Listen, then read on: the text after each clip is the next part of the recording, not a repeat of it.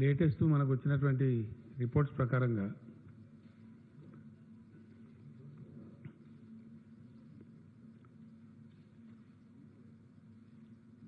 మొత్తం తెలంగాణలో ఇప్పటి వరకు ఈరోజు కూడా టెస్ట్ల తర్వాత కొత్తగా 18 మందికి రావడం జరిగింది పాజిటివ్. అవన్నీ కలిపితే 858 కేసులకు ఇప్పటికీ పాజిటివ్ వచ్చింది మన దగ్గర.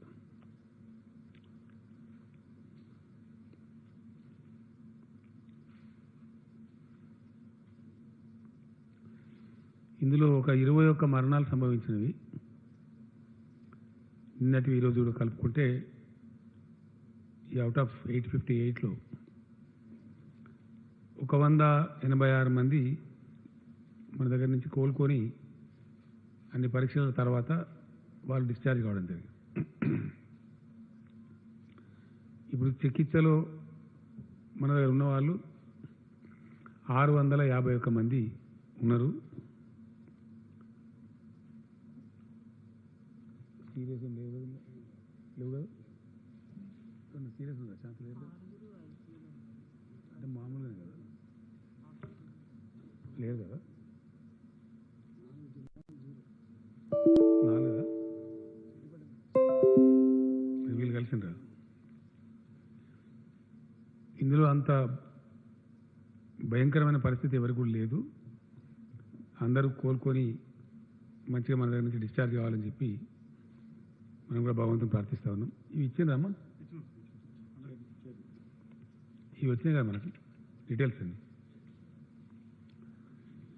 ఒక 4 జిల్లాలేమో 0 ఉంది మనకి out of 33. Warangal rural, Yadadri Bhuvanagiri, Wanaparthy, Siddipet. ఇక్కడ కేసెస్ లేవు మనకి. ఫ్రీ ఆఫ్ కరోనా ప్రాబ్లం ఉన్నాయి అవి. తర్వాత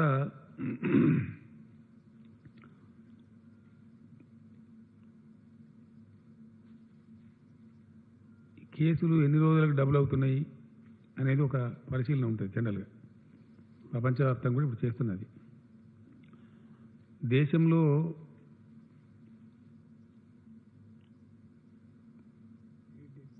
ఎనిమిది రోజులకోసారి ఉన్న స్టేజ్ల సంఖ్య డబుల్ అవుతా ఉంది. బట్ వేరే తెలంగాణలో కొంచెం కంట్రోల్ ఉంది, బెటర్ కంట్రోల్ ఉంది. మోర్ దాన్ 10 days పడుతుంది మనకి డబుల్ కావడానికి పేషెంట్ల సంఖ్య. డెత్ రేటు, జబ్బు సోకిన వాళ్ళలో మరణించే వారి సంఖ్య చూస్తే కంట్రీ స్థాయిలో 3.22% ఉంది.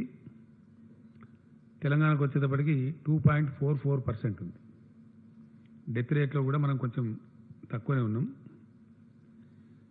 మిలియన్ కేసులకు ఎంతమందిని పరీక్షిస్తున్నారు 1 మిలియన్ మందిలో అని కంపారిజన్ చేస్తే ఇండియా స్థాయిలోనేమో పర్ మిలియన్ 254 మందిని పరీక్షిస్తూ ఉన్నారు.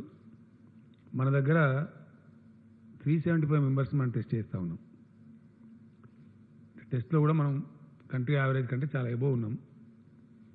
ఈ విధంగా ప్రయత్నాలు జరుగుతున్నాయి. వీటన్నిటి మధ్య ఇట్లా వచ్చింది. దీని తదనంతరం లాస్ట్ పేజ్లో మీరు చూడొచ్చు మీ దగ్గర వివరాలని. స్టార్టింగ్లో మనకు కొంచెం వైద్య సిబ్బందికి ఇతరత్ర అవసరమయ్యేటువంటి మెడికల్ ఎక్విప్మెంట్ తక్కువ ఉండేది మన దగ్గర. దేశంలో ఏ రాష్ట్రానికి కూడా ఇటువంటి జబ్బులు ఎదుర్కొనేటువంటి అలవాటు ఇంతకుముందు లేదు కాబట్టి, ఇంత ఉత్పాతం లేదు కాబట్టి కొంచెం తక్కువ అలవాటు ఉండేది. దానివల్ల ఈ ఎక్విప్మెంట్ అందుబాటులో ఉండేది కాదు. ఫస్ట్ ప్రెస్ కాన్ఫరెన్స్లో ఈవెన్ ప్రైమ్ మినిస్టర్ గారు కూడా అదే చెప్పినారు. తర్వాత ఎక్కడికక్కడ రాష్ట్రాలు, కేంద్రం మేల్కొని ప్రయత్నాలు ముమ్మరం చేసిన తర్వాత పూర్తి స్థాయిలో ఈ ఎక్విప్మెంట్ మనకు వచ్చిన్నది. నేను లాస్ట్ టైం ప్రెస్ కాన్ఫరెన్స్లో చెప్పినట్టుగానే ఈ పీపీఈ కిట్స్ కానీ, N95 మాస్క్ కానీ ఇవి మనకు వస్తూ ఉన్నాయి కంటిన్యూస్గా. వీటిని 10 లక్షల సంఖ్య కూడా తీసుకుపోవడానికి ప్రయత్నాలు జరుగుతున్నాయి. హెల్త్ మినిస్టర్ గారు ఎవ్రీడే పర్సనల్గా మానిటర్ చేస్తూ ఉన్నారు. షార్ట్లీ అంటే మనకు అవసరానికి చాలిన దానికంటే కొంచెం ఎక్కువ కూడా ఎటువంటి విపత్కర పరిస్థితి వచ్చినా ఎదుర్కోవడానికి సిద్ధంగా ఉండేటట్టు ఈ ఎక్విప్మెంట్ పూర్తి స్థాయిలో తీసుకుంటూ ఉన్నారు. ప్రస్తుతం ఈ జబ్బును సాధ్యమైనంతలో కంట్రోల్ చేయడానికి వినియోగించబడుతున్న మందులు ఏవైతే ఉన్నాయో అవి కూడా ఇప్పుడు ప్లెంటీ ఉన్నాయి మన దగ్గర. మీకు నేను ఇచ్చిన లీఫ్లో వివరాలన్నీ ఉన్నాయి. ఏ ట్యాబ్లెట్స్ ఎన్ని ఉన్నాయని కూడా ఉంది. సో ఈ విషయం ఈ విధంగా మనం ముందు పోతా ఉన్నాం. ల్యాబొరేటరీస్ కానీ మన టెస్టింగ్ కెపాసిటీ కానీ అన్ని వివరాలు మీకు ఇచ్చిన పేపర్స్లో ఉన్నాయి.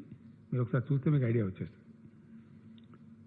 ఇది మాత్రమే చేస్తూ మిగతా సేవలు నిలిపివేయకుండా మన హెల్త్ డిపార్ట్మెంట్ వాళ్ళు, నేను ఫస్ట్ డేనే వాళ్ళకి చెప్పడం జరిగింది సీరియస్గా, పర్టికులర్లీ ప్రసవానికి సిద్ధంగా ఉన్నటువంటి మహిళలు కష్టమవుతుంది కాబట్టి అన్ని లాక్డౌన్ చేస్తున్నాం కాబట్టి అమ్మఒడి వాహనాలు పెట్టడం, వాళ్ళని సురక్షితంగా హాస్పిటల్ తేవటం, డెలివరీ చేసి మళ్ళీ సురక్షితంగా పంపించడం, ఇట్లాంటివన్నీ కూడా చాలా పకడ్బందీగా తెలియజేయమని చెప్పినాం.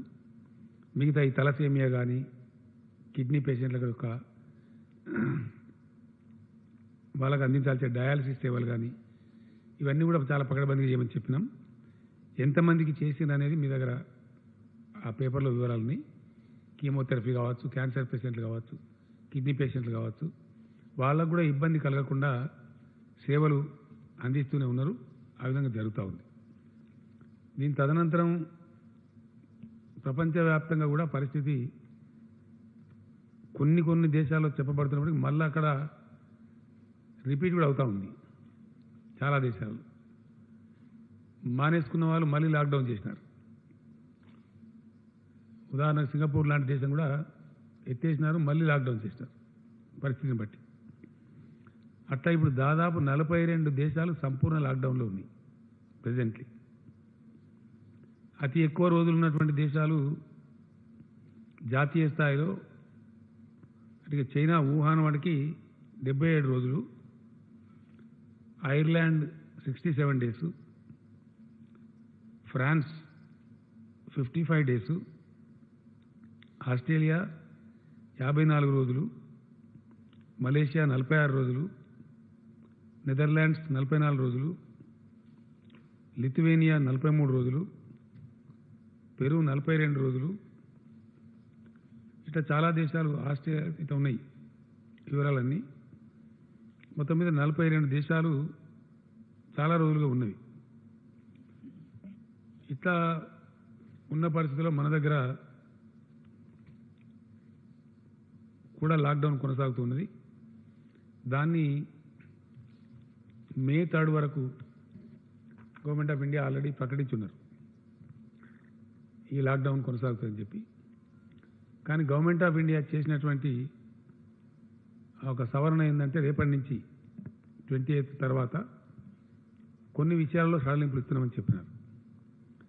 మేము ఇప్పుడు క్యాబినెట్ చాలా సుదీర్ఘమైన చర్చ తర్వాత కంప్లీట్గా పరిశీలన చేసిన తర్వాత ఎట్టి పరిస్థితులలో తెలంగాణలో ఏ సడలింపు కూడా ఇవ్వదలుచుకోలేదు. No relaxation will be given in the state of Telangana. It's a clear decision. చాలా అన్ని రకాల ముందు వెనక మంచి చెడ్డ రాష్ట్ర ప్రజల ఆరోగ్యం వీటన్నిటి దృష్ట్యా మన దగ్గర వైరస్ తీరుతనులు వీటి దృష్ట్యా ఈ నిర్ణయం తీసుకున్నాం. హెల్త్ మినిస్టర్ గారికి నాకు వాళ్ళు వైద్య డిపార్ట్మెంట్ అందించినటువంటి సమాచారం ప్రకారం మనకి చాలా వరకు 1 మే మనం అవుట్ ఆఫ్ ప్రాబ్లం అయ్యే అవకాశం ఉంది అని చెప్తా ఉన్నారు. ఇక ఇప్పుడు ఉన్నటువంటి వాళ్ళు ఎవరైతే ఉన్నారో వాళ్ళందరూ కూడా ఎగ్జాస్ట్ అయిపోతున్న వాళ్ళ డేట్స్ 28 డేస్ ఉండాలనే ప్రోటోకాల్ కూడా కంప్లీట్ చేస్తూ ఎగ్జాస్ట్ అవుతా ఉంది బై 1 మే.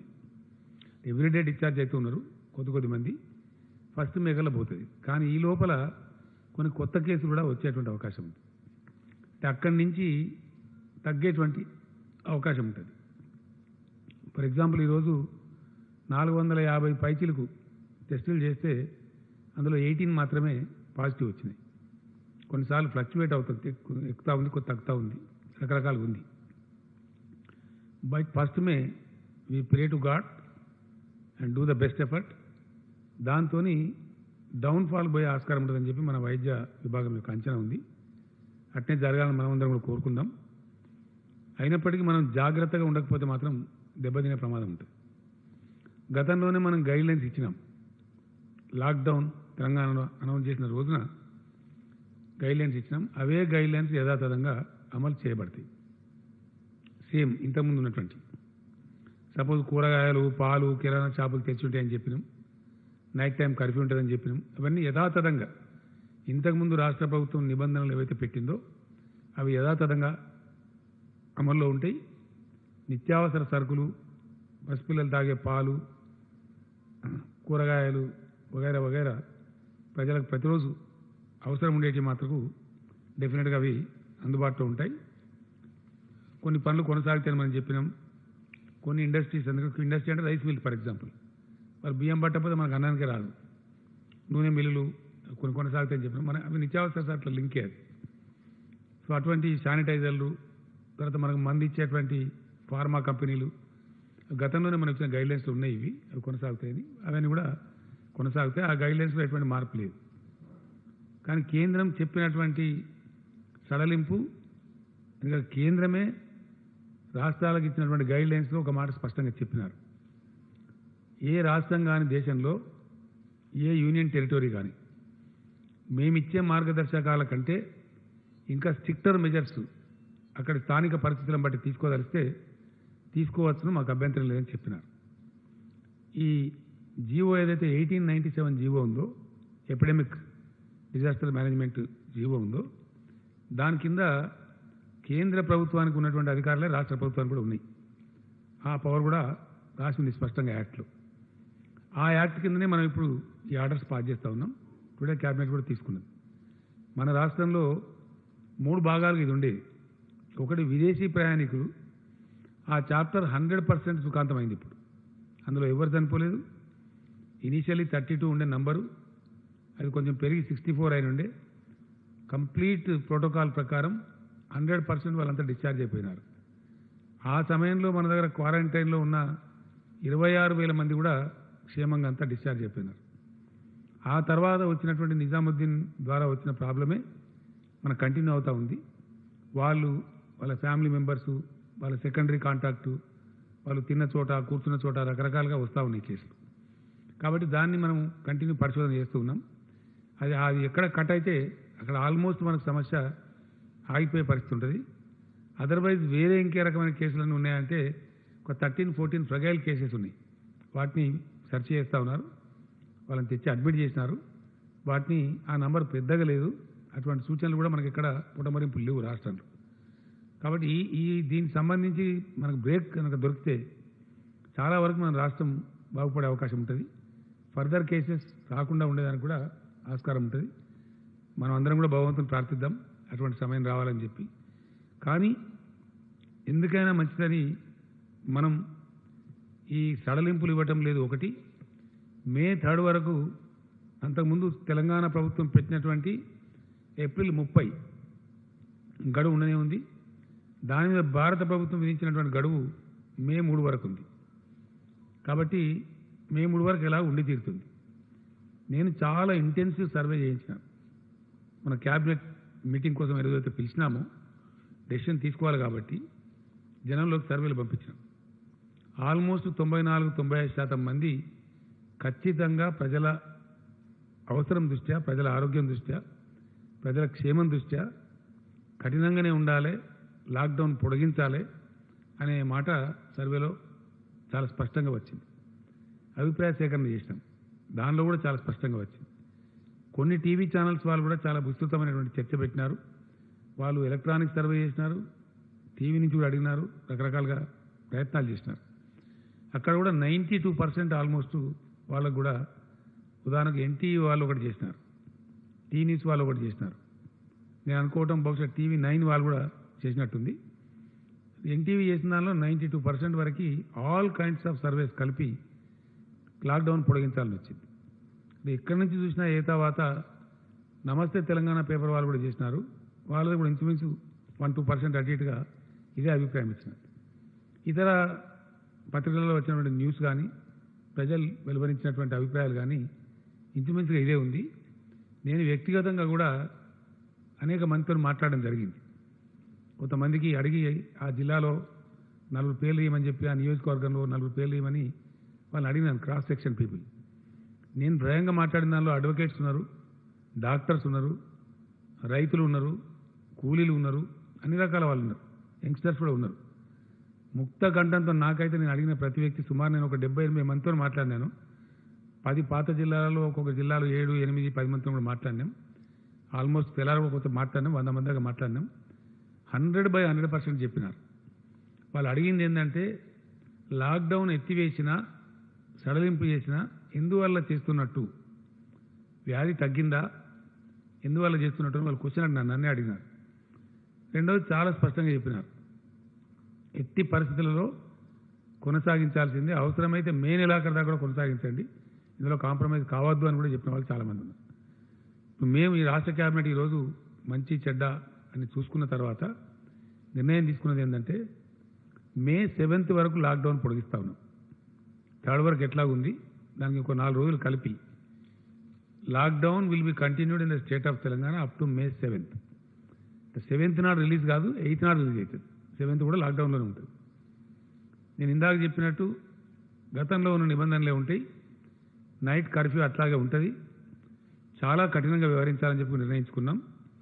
ఎందుకంటే నిమిషానికంటే మళ్ళీ బాగుండదు. ఈ విషయాన్ని పూర్తిగా సమీక్షించడం కోసం మే 5th నాడు మళ్ళీ క్యాబినెట్ సమావేశం అనుకున్నాం. మే 5th నాటికి ఏం పరిస్థితులు ఉంటాయి, ప్రపంచంలో ఏం పరిస్థితి ఉంటుంది, దేశంలో ఏం పరిస్థితి ఉంటుంది, మన రాష్ట్రం ఏ పరిస్థితి మనం చేరుకుంటాం, వాటన్నిటిని బట్టి ప్రజలు కూడా ఏ మూడ్లో ఉంటారు, ప్రజల ఆలోచన సరళ ఎట్లా ఉంటుంది, వాటన్నిటిని బట్టి భవిష్యత్తు నిర్ణయం తీసుకోవచ్చని చెప్పి 5th మే నాడు మళ్ళీ మంత్రివర్గ సమావేశం ఉంది. ఆ విధంగా మనం ముందుకు పోవాలని అనుకున్నాం. కంటైన్మెంట్ జోన్స్ ఏవైతే ఉన్నాయో అక్కడ చాలా కఠినంగా వ్యవహరించాల్సిన అవసరం ఉంది. నేను డీజీపీ గారిని ప్రత్యేకంగా కూడా కోరినాను. I humbly request all the police officers in the state. ఈ ప్రాబ్లం ఎక్కువగా కంటైన్మెంట్ చేసినటువంటి, మనం కంటైన్మెంట్ చేసిందే, the very meaning of containment is నిలువరించడము అని అర్థం. వ్యాధిని ఆ పరిధి దాటకుండా అక్కడికక్కడనే ఆపివేయటం లేదా నిలువరించడం అనేది అర్థం. ఆ నిలువరించడంలో మనం విఫలం కావద్దు ఎట్ ఎనీ కాస్ట్. చాలామంది తిరిగినారు, ఆరోగ్య మంత్రి గారు, మున్సిపల్ మంత్రి గారు, మా చీఫ్ సెక్రటరీ గారు, డీజీపీ గారు, అర్బన్ డెవలప్మెంట్ సెక్రటరీ గారు, చాలామంది ఆ కంటైన్మెంట్ ఏరియాస్లో తిరిగినారు. ప్రజలకు చెప్పినారు ఎందుకు కంటైన్ చేయాల్సి వచ్చింది, సమస్య ఏంటి అని చెప్పినారు. కాబట్టి ఆ కంటైన్మెంట్లో ఉన్నటువంటి ప్రజలకు కూడా నేను పదే విజ్ఞప్తి చేస్తూ ఉన్నా, దయచేసి ఎట్టి పరిస్థితులలో చాలా సీరియస్గా మీరు తీసుకోవాలి. మీ వల్ల సమాజానికి నష్టం కలగకూడదు. 100% కంటైన్మెంట్ అధికారులు చెప్పేదాన్ని మీరు ఫాలో కావాలి. ఇది మన రాష్ట్రం కోసం, మన ప్రజల కోసం అవసరం. కాబట్టి వేరే విధంగా అనుకోకుండా అది ఫాలో కావాలని చెప్పి కంటైన్మెంట్ ఏరియాలో ఉండే ప్రజలను నేను కోరుతూ ఉన్నాను. అదేవిధంగా విమాన సర్వీసులు కొన్ని దేశంలో ఫాలో కావచ్చు. 4th నుంచి బుకింగ్స్ చేస్తున్న కొన్ని వార్తలు వస్తున్నాయి. నేను మనవి చేస్తూ ఉన్నా విమాన ప్రయాణికులకు 7th దాకా తెలంగాణకు రాకండి దయచేసి. ఎందుకంటే ఇక్కడ మీకు ట్యాక్సీ ఉండదు, క్యాబ్ ఉండదు, హోటల్ ఉండదు, ఏమీ ఉండదు, చాలా కష్టమవుతుంది. జిఎంఆర్ ఎయిర్పోర్ట్ వారికి కూడా చెప్తాం 7th వరకు ఈ నిబంధనలు ఫాలో కావాల్సిందే. ఎందుకంటే మనకి ఇబ్బంది వస్తుంది, మళ్ళీ సిచ్యువేషన్ ఏదో తెలిస్తే కంట్రోల్లో ఉంటాం. కాబట్టి దాన్ని కూడా ప్రయత్నం చేస్తాం. కొన్ని గ్రాసరీస్ సప్లై చేస్తారు, లైక్ బిగ్ బాస్కెట్ లాంటి వాళ్ళు షాప్ ఉన్నారు. గ్రాసరీస్ అంటే కిరాణా సరుకులు, ఇంగ్లీష్లో అయితే ఏదో గొప్ప కూడా గ్రాసరీస్ అంటే కిరాణా సరుకులు, కూరగాయలు ఇట్లాంటి సప్లై చేసే వాళ్ళకి ఇబ్బంది లేదు, ఫ్రూట్స్ కానీ సప్లై చేసే వాళ్ళకి ఇబ్బంది లేదు. కానీ కొన్ని ఉన్నాయి, వాళ్ళ పేరు ఏంటంటే ఒకటి స్విగ్గీ, ఇంకోటి జొమాటో, వీళ్ళు ఫుడ్ సప్లై చేస్తారు. ఇది కొద్దిగా ప్రమాదకరం. రేపటి నుంచి వీళ్ళని బ్యాన్ చేస్తూ ఉన్నాం. ఈరోజు ఆర్డర్స్ ఉంటే ఇచ్చుకోవచ్చు, కానీ రేపు పొద్దు నుంచి మాత్రం ఎట్టి పరిస్థితిలో ఈ స్విగ్గీ అనేది, జొమాటో అనేది రాష్ట్రంలో అనుమతించాం. వాళ్ళు ఒకవేళ అతిక్రమించిన మాటకు వాళ్ళ మీద చర్యలు తీసుకుంటాం. కారణం ఏంటంటే వేరే ఇతర ప్రాంతాల్లో మన దేశంలో ఒక పాస్తా అనేది పిజ్జా ఆ పిజ్జా అనేది తెప్పిస్తే 69 మంది దాంతో ఎఫెక్ట్ అయిపోయింది. ఢిల్లీ దేశ రాజధానిలో 69 మెంబర్స్ ఎఫెక్ట్ అయ్యారు. ఒక వ్యక్తి పిజ్జా తెచ్చిస్తే. మరి ఈ సపరేట్గా ఇంటికాడ మంచిగా ఇంత వండుకొని వెళ్ళిపోయా మీరు తినక, ఎందుకు మనకు అది ఈ పిజ్జా ఎందుకు, బొజ్జా ఎందుకు, దాంతో చప్పుడు ఎందుకు నాకు అర్థం కాదు.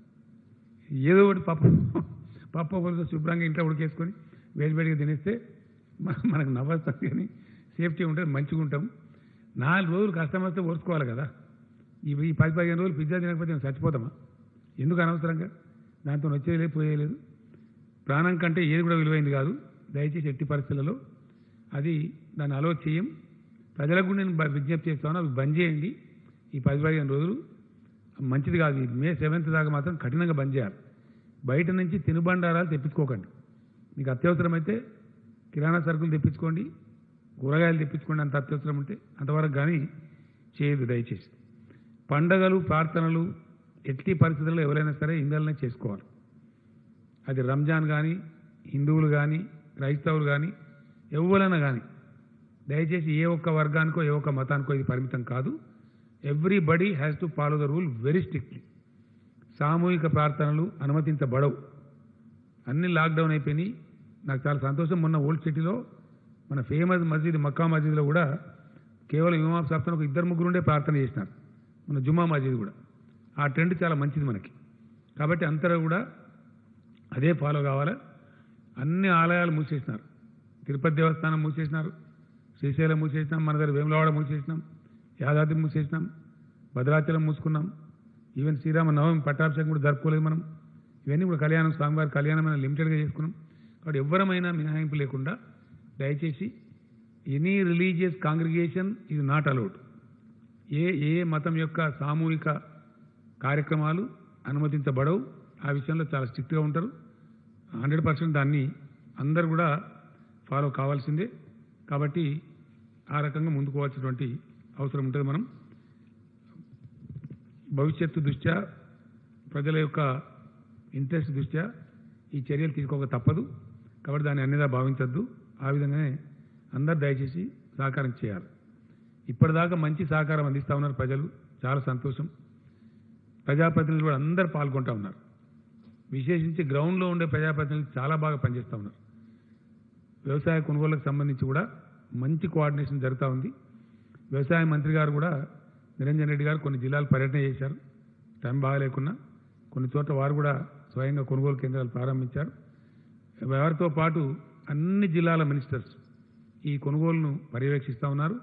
చాలా ఎఫెక్టివ్గా జరుగుతూ ఉంది, బాగా జరుగుతూ ఉంది. చాలా సంతోషం. అయితే అదేవిధంగా జరగాలి. శానిటైజేషన్, పారిశుద్ధ్యం చాలా బాగా నిర్వహిస్తూ ఉన్నారు. ఆ క్లోరిన్ ద్రావకాన్ని కూడా పిచికారీ చేయించడంలో మన సర్పంచులు, మన గ్రామ పంచాయతీ సిబ్బంది, మన మున్సిపాలిటీలు, మున్సిపల్ సిబ్బంది, అధికారులు అద్భుతంగా పనిచేస్తూ ఉన్నారు. In a way I'm very happy. చాలా చాలా ఆశించిన రీతిలో పనిచేస్తూ ఉన్నారు. సర్పంచులు, స్థానిక సంస్థల ప్రతినిధులు, municipal corporators, councillors, chairmans, mayors అందరూ కూడా శక్తివంచన లేకుండా పనిచేస్తూ ఉన్నారు.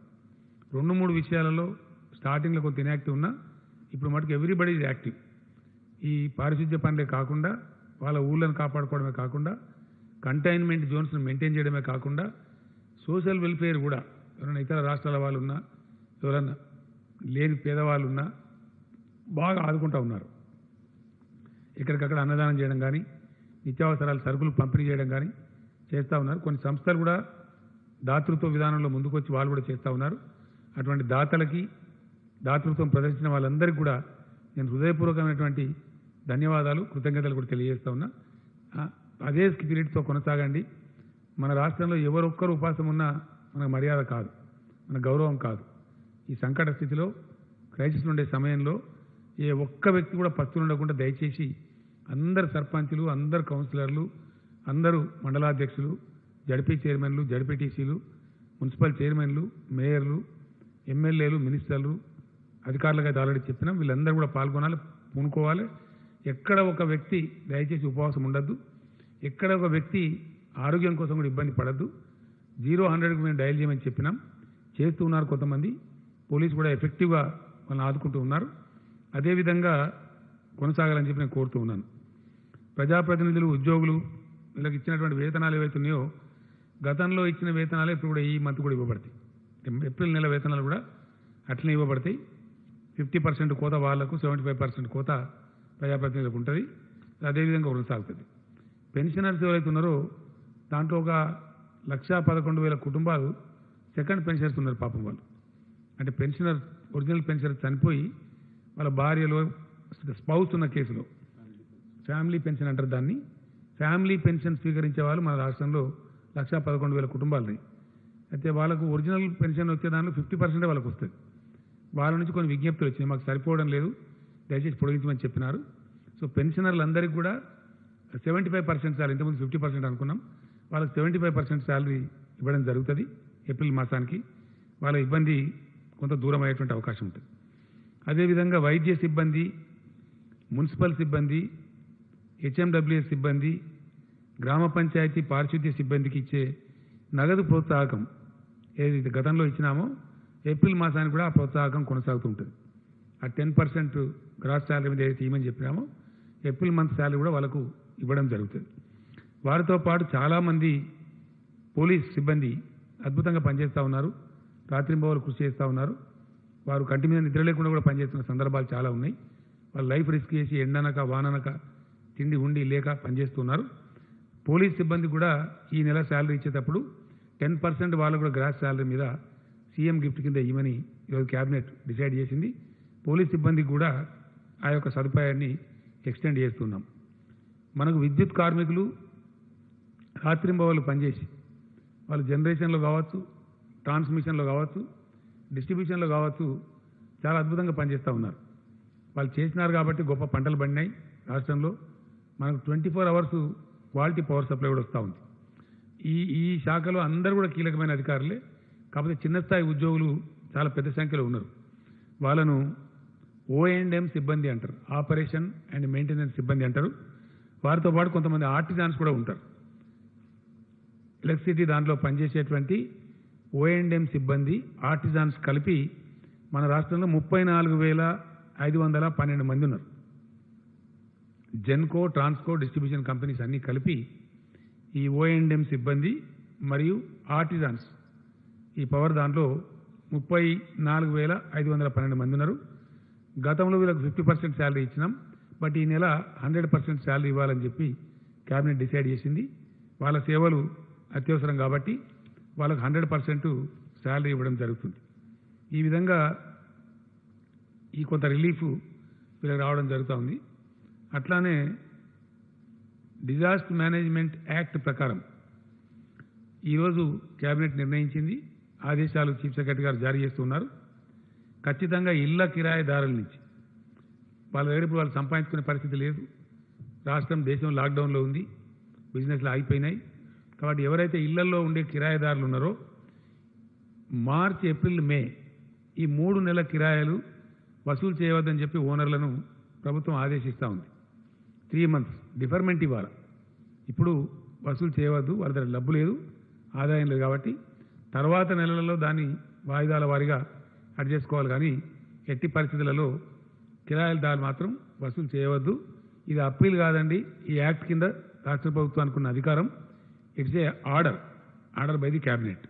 దాన్ని ఖచ్చితంగా పాటించాలి. ఎవరైనా ఇబ్బంది పెడితే 100కు డయల్ చేసి చెప్పవచ్చు. అట్లా ఇబ్బంది పెట్టిన ఓనర్ల మీద కఠినమైన చర్యలు కూడా తీసుకోవడం జరుగుతుంది. కాబట్టి ఓనర్లందరినీ మేము రిక్వెస్ట్ చేస్తూ ఉన్నాం, ఈ కఠిన సమయంలో కిరాయిదారులను దయచేసి సతాయించవద్దు. అందరిని మనం సమాజం కలిస్తేనే లాభం చేయగలుగుతాం కాబట్టి ఒకరికొకరు అండగా ఉండాలి. కాబట్టి ఈ టైంలో దయచేసి వారిని ఇబ్బంది పెట్టని కోరుతూ ఉన్నాం. అదేవిధంగా ఈ ఇళ్ల కిరాయి కూడా మేము మీకు వాయిదా చేసినాం కదా అని వడ్డీ వసూలు చేయకూడదు. ఎలాంటి వడ్డీ లేకుండా వాయిదాల పద్ధతిలో తీసుకోవాలి తప్ప మీకు మేము డిఫర్మెంట్ ఇచ్చినాం కాబట్టి వడ్డీ కట్టాలా అని మళ్ళీ అదొక ఇబ్బంది పెట్టకూడదు. కాబట్టి వడ్డీ వసూలు చేయడానికి లేదు, ఇది గవర్నమెంట్ ఆర్డర్. అదేవిధంగా ప్రాపర్టీ ట్యాక్స్ చెల్లిస్తూ ఉంటారు. జిహెచ్ఎంసీ కావచ్చు, మున్సిపాలిటీస్ కావచ్చు, ఇతర కావచ్చు.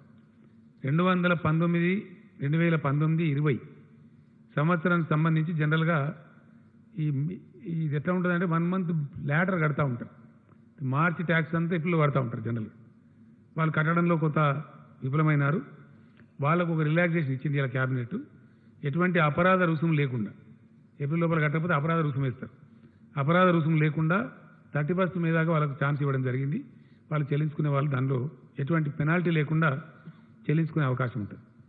అదేవిధంగా ఈ ప్రైవేట్ స్కూల్స్, ఈ 10,000 పైచిలకు పాఠశాలల్ని ఇక్కడ 30 లక్షల పైచిలకు విద్యార్థులు, వీళ్ళు స్పష్టమైన ఆదేశం ఇస్తూ ఉంది రాష్ట్ర ప్రభుత్వం.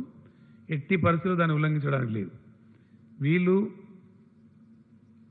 ఎట్టి పరిస్థితిలో 20-21 సంవత్సరానికి ఒక్క పైసా కూడా ఫీజులు పెంచే అవకాశం లేదు, పెంచకూడదు. It's an order by the government. ఇది ప్రభుత్వ ఆదేశం. ప్రైవేటు విద్యా సంస్థలు ఇంత పెంచండి అంత పెంచండి అని కొంత నోటీసులు ఇస్తూ ఉన్నారు. That is not allowed in the state.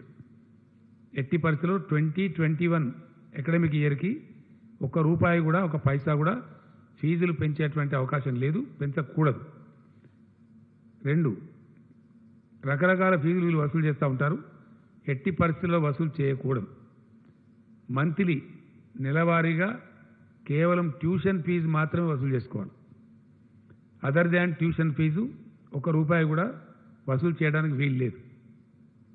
ఇది ప్రభుత్వ ఆదేశం, ఖచ్చితంగా ఫాలో కావాలి. తర్వాత రోజుల్లో దాన్ని చూసుకోవచ్చు, పరిస్థితి చక్కబడ్డ తర్వాత. ఇప్పుడు మటుకు ఓన్లీ ట్యూషన్ ఫీజు మాత్రమే, అది నెలవారీగా. సంవత్సరానికి అంత ఒకటేసారి కట్టండి అని కూడా జబర్దస్తి చేయడం లేదు. Only month wise tuition fee మాత్రమే తీసుకోవాలా. అంతకు మించి విద్యార్థులను కానీ విద్యార్థుల తల్లిదండ్రులను కానీ ఇబ్బంది పెట్టకూడదు. ఈ కష్ట సమయంలో పెట్టినట్టయితే ఎవరిని కష్టపెట్టినా 100కు డయల్ చేయండి, వెంటనే యాక్షన్ ఉంటుంది. చాలా యాక్టివ్గా చర్యలు కూడా తీసుకుంటాం. వాళ్ళ యొక్క పర్మిట్లు కూడా రద్దు చేస్తాం. ఎట్టి పరిస్థితుల్లో నిర్దాక్షిణ్యం ఉండడం ఈ విషయంలో. ఇది ప్రజలకు సంబంధించి, ముఖ్యంగా పేదలకు సంబంధించింది. ప్రజలు ఇప్పుడు తమ ఆదాయాన్ని కోల్పోయి ఉన్నారు, ఆదాయం లేదు. మరీ దారుణంగా ఉంటుంది పరిస్థితి. మొదటికి మార్చిలోనన్న సగం వచ్చింది, కానీ ఏప్రిల్లో అయితే 0 అయిపోయింది. అది ఏం పని లేదు ఎక్కడ. ఎవరి ఇళ్లలో వాళ్ళు ఉండిపోవాల్సిన పరిస్థితి వచ్చింది. 4 శాఖలు తినేవాళ్ళు 2 శాఖలు తిని, పప్పోలు పులుసుతో తిని బతుకుతున్నటువంటి పరిస్థితి. ప్రజలు కష్టంలో ఉన్నప్పుడు వాళ్ళని ఫర్దర్ కష్టపెట్టడం సమాజానికి ఎవరికి కూడా ధర్మం కాదు. కాబట్టి ఈ విషయంలో దయచేసి ఎట్టి పరిస్థితులలో దీన్ని వేరే విధంగా అనుకోవద్దు. ట్యూషన్ ఫీజులను అది కూడా నెలవారీ మాత్రమే తీసుకోవాలా, సంవత్సరం మొత్తం కట్టాలని అనద్దు. ఆ జబర్దస్తి చేయకూడదు. చేస్తే మటుకు చర్యలు తప్పవు. కాబట్టి ఇతరత్రా ఏ రకమైన ఫీజులు కూడా వసూలు చేయవద్దు. ఇది గవర్నమెంట్ ఆర్డర్. కాబట్టి దాన్ని ఖచ్చితంగా పాటించాలని చెప్పి కోరుతా ఉన్నాం. అదేవిధంగా ఏప్రిల్ మాసంలో చాలా దారుణంగా ఆదాయాలు లేవు కాబట్టి, అసలు పనే లేకుండా పోయింది కాబట్టి, ఎవరింటికాన్ని వారిని ఉండమని ప్రభుత్వమే చెప్పింది కాబట్టి పేదలు కూడా ఇబ్బందులలో ఉంటారు. కాబట్టి తెల్ల రేషన్ కార్డున్న ఈ 87.5 lakh రేషన్ కార్డ్స్ ఏవైతున్నాయో వాళ్ళకు మే మాసానికి కూడా ఈ నెలకి ఇచ్చినట్టు, ఏప్రిల్ నెలకి ఇచ్చినట్టే ప్రతి వ్యక్తికి 12 కిలోల బియ్యం ప్రతి కార్డు మీద ఇవ్వడం, ఉచితంగా ఫ్రీగా ఇవ్వడం జరుగుతుంది. ఈచ్ పర్సన్కి 12. అంటే ఒక కుటుంబంలో 5గురు ఉంటే 60 కేజీలు వస్తుంది. ₹1 కూడా దానికి ఛార్జీ లేదు, ఫ్రీగానే ఇస్తారు. అట్లే ఇవ్వడం జరుగుతుంది. ఏప్రిల్ ఎట్లా అయితే ఇచ్చిండ్రో మే మాసం కొరకు కూడా అట్లనే ఇస్తారు. అదేవిధంగా ప్రతి కుటుంబానికి ₹1500 కూడా గవర్నమెంట్ ఇస్తుంది, కూరగాయల నిమిత్తం, ఇతర కిరాణా సామాన్ నిమిత్తం. అవి మే మొదటి వారంలోనే అందజేయమని చెప్పి మేము కోరినాం. చీఫ్ సెక్రటరీ గారు ఆదేశాలు కూడా ఇస్తూ ఉన్నారు. సివిల్ సప్లైస్ అధికారులకు ఆదేశాలు ఇవ్వడం జరిగింది. మే 7th లోపే అందరికి కూడా అందజేయబడతాయి. ఇక్కడ పాయింట్ ఏంటంటే, మొన్న కొంతమంది దుర్మార్గులు ఉంటారు కదా, అక్కడక్కడ కొన్ని పుకార్లు పుట్టించినారు. ₹1500 బ్యాంకులో వేసినాం. ప్రజలు ఈ విషయాన్ని బాగా గమనించాలి. సామాజిక కార్యకర్తలు దయచేసి గ్రామాల్లో ప్రచారం చేయాలి, సర్పంచులు కూడా ప్రచారం చేయాలి. ఒకసారి గవర్నమెంటు మీ అకౌంట్లో డబ్బులు వేసిన తర్వాత వాపస్ పోవు, మీ డబ్బు మీకే ఉంటుంది. బ్యాంకుల కాడ ఒకటేసారి గుమిగూడి అక్కడ రద్దీ పెంచి అట్లాంటి బాధ మీకు అవసరం లేదు. మీకు ప్రతి ఒక్క వ్యక్తికి డబ్బులు వస్తాయి. అది నెల రోజుల పాటు మీ ఇష్టం ఉన్నప్పుడు తీసుకోవచ్చు, ఎప్పుడైనా తీసుకోవచ్చు. ఒకసారి బ్యాంకులో జమ అయినాయి అంటే తిరిగి వాపస్ పోవు. కొంతమంది అనవసరంగా మనం పుకార పుట్టించి వాపస్ పోతే అని చెప్తే బ్యాంకుల కాడ రద్దీ పెరిగింది, రష్ పెరిగింది. అది మంచిది కాదు. ఈ చట్టం ప్రకారం మనం గుమి కూడవద్దనేది మన ఆలోచన. కాబట్టి గుమి కూడవద్దు. దయచేసి మంచిగా వెసులుబాటు, ఓ ఉదయం తీసుకోండి, కొందరు మధ్యాహ్నం తీసుకోండి, కొందరు రేపు తీసుకోండి, కొందరు ఎల్లుండి తీసుకోండి, ఎప్పుడైనా సరే తీసుకోవచ్చు. మీ డబ్బు మీకు అక్కడ సేఫ్గా ఉంటుంది. అది వాపసు పోయే ప్రశ్నే లేదు. అది ఎట్టి పరిస్థితులలో మీ డబ్బులు మీరు సేఫ్గా తీసుకోవచ్చు. కాబట్టి దానికి ఆత్రపడి బ్యాంకుల దగ్గర రష్ పెంచద్దు, అది మనకే మంచిది కాదు. పేదలకు మన రాష్ట్రంలో సుమారుగా ఇచ్చే 40 లక్షల మంది పేదలకు ఇచ్చే ఆసరా పెన్షన్స్ ఏవైతే ఉన్నాయో అవి యథావిధంగా వాళ్ళకి ₹2016 ఇవ్వబడతాయి. అందులో ఏం కోత లేదు. మే మాసానికి కూడా పూర్తి ఆసరా పెన్షన్లు వాళ్లకు అందజేయడం జరుగుతుంది. ఎవరైతే ఇతర రాష్ట్రాల కూలీలు, మైగ్రాంట్ లేబర్ అంటే వలస కూలీలు ఉన్నారో మన రాష్ట్రంలో ఉన్నవాళ్ళు వాళ్ళకు మొన్న ఏ పద్ధతి అయితే ఇచ్చినామో ఒకవేళ కూలి ఒక్కడే ఉంటే ఇండివిజువలే ఉంటే ఆయనకు 12 కేజీల రైస్ ఇస్తారు, 500 రూపాయలు ఇస్తారు. ఒకవేళ వలస కూలిది ఫ్యామిలీ ఉంటే సేమ్ మన ఫ్యామిలీకి ఇచ్చినట్టే వాళ్ళకు కూడా 1500 రూపీస్ ఇస్తారు. ఎంతమందిని అంతమందికి 12 కిలోల కాడికి రైస్ ఇస్తారు. వాళ్ళు ఇద్దరు ఉండని ముగ్గురు ఉండని ఎందరు ఉన్నా ఈచ్ 12 కేజీ రైస్ ఇస్తారు. ఫ్యామిలీ కాబట్టి వాళ్ళకు కూడా 1500 రూపీస్ కూడా ఇస్తారు. ఆ విధంగా వాళ్ళు దాన్ని ఉపయోగించుకోవాలి. వాళ్ళు బెంబేలు ఎత్తాల్సిన అవసరం లేదు. ఆ రకంగా వాళ్ళకు కూడా రాయితీలు ఉంటాయి. కొంత పరిశ్రమల వాళ్ళు కూడా మాకు కూడా ఇబ్బంది ఉంది, మా ప్రొడక్షన్ లేదు, వాటిని మేము విద్యుత్ ఛార్జీలు చెల్లించే పరిస్థితి లేదు, మీరే బంద్ చేయమని లాక్డౌన్ పెట్టిండ్రు, జీతాలు కూడా కార్మికులకు ఇవ్వమన్నారు, కాబట్టి చేయలేమని చెప్పి వాళ్ళు కొన్ని రిక్వెస్ట్లు పెట్టినారు. దాన్ని కూడా క్యాబినెట్ డిస్కస్ చేసింది, ఈరోజు కొన్ని కన్సిడర్ చేసింది. ఈ లాక్డౌన్ పీరియడ్లో వాళ్ళు చెల్లించాల్సినటువంటి ఫిక్స్డ్ ఛార్జెస్ అని ఉంటాయి వాళ్ళకి, దానికి డిఫర్మెంట్ ఇస్తూ ఉన్నారు. ఏప్రిల్ మే మాసాలకి, ఏప్రిల్ మే మాసం యొక్క ఫిక్స్డ్ ఛార్జెస్ పరిశ్రమల వాళ్ళకి రద్దు చేయబడతా ఉన్నాయి. ఫిక్స్డ్ ఛార్జ్ అంటే ఏంటంటే కరెంటు వాడినా వాడకపోయినా కట్టే బిల్లులు అవి వసూలు చేయబడతాయి. ఇవాళ వాడలేదు కాబట్టి కరెంటు ఛార్జ్ వచ్చే ఆస్కారమే లేదు, కాబట్టి they are not in a problem. గతంలో ఎవరైనా ఇప్పుడు బిల్లులు సకాలంలో ఒకవేళ చెల్లిస్తామంటే ఒక 1% వాళ్ళకి రిబేట్ కూడా ఇస్తారు. ఇప్పుడు అదేవిధంగా లాక్డౌన్ పీరియడ్లో ఎవరైతే కొన్ని పరిశ్రమలు జరిగేవి పవర్ ఛార్జెస్ ఉంటాయో సకాలంలో వాళ్ళు చెల్లించినట్టు, లైక్ ఫార్మా ఇండస్ట్రీ మనం పర్మిట్ చేసినాం, రైస్ మిల్ మనం పర్మిట్ చేసినాం, ఇట్లా కొన్ని ఉన్నాయి కదా, ఇతరత్ర వాళ్ళని నడుపుకొని చేసినా కూడా మనం పర్మిట్ చేసినటువంటివి వాళ్ళు కూడా సకాలంలో బిల్ పే చేస్తే వాళ్ళకు కూడా 1% రిబేట్ కూడా ఇవ్వడం జరుగుతుంది. ఆ విధంగా ఉంటుంది.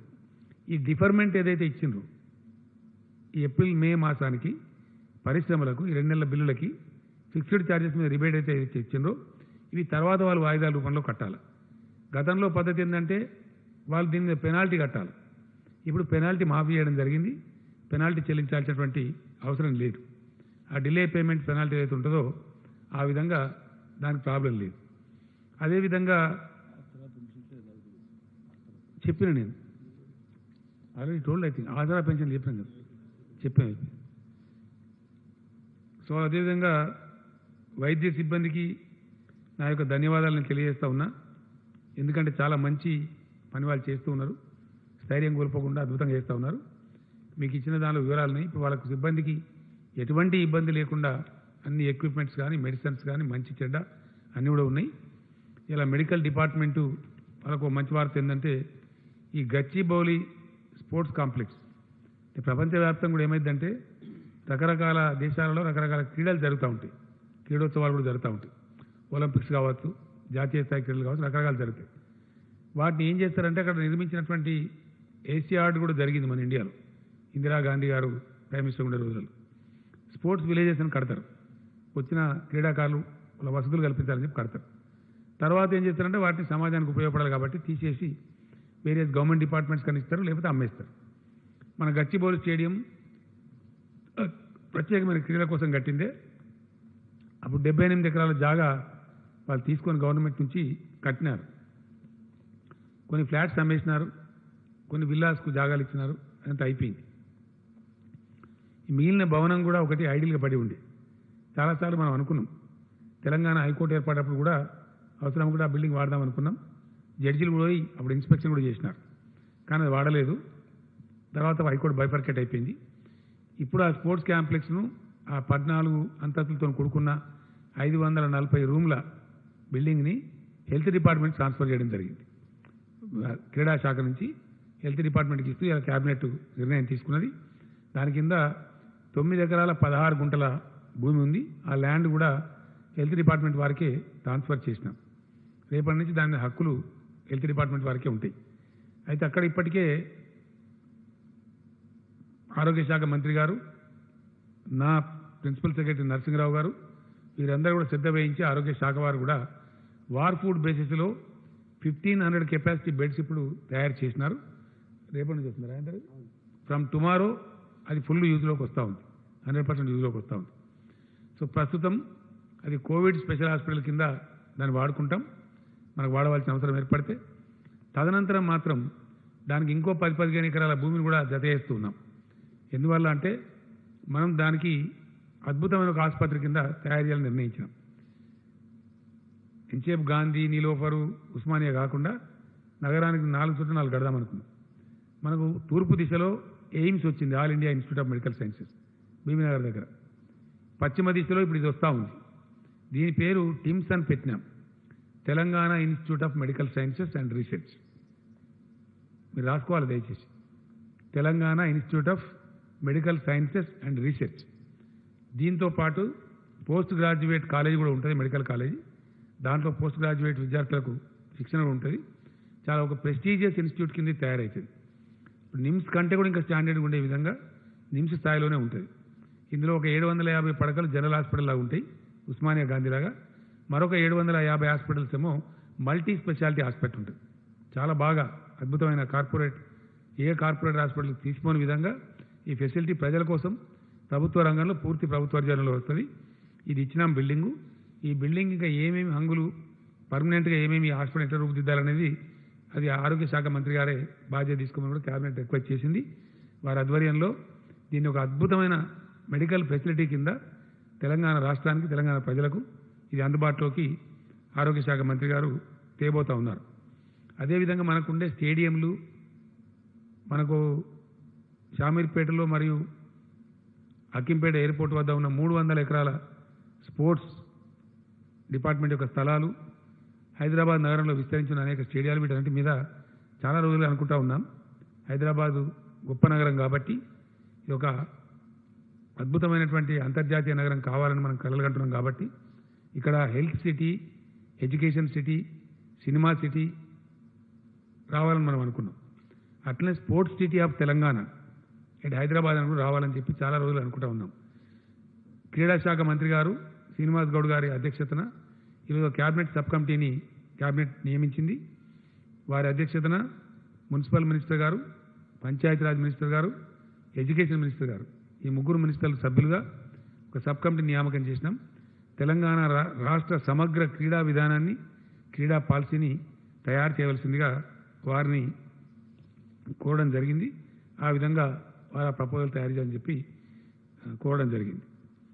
వ్యవసాయానికి సంబంధించి 2 కౌంట్స్లో ఈరోజు క్యాబినెట్ సమీక్షించడం జరిగింది. ఒకటి,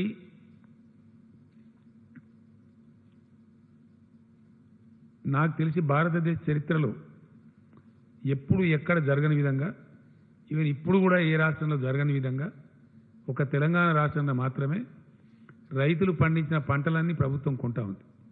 ఇది first time in the Indian history.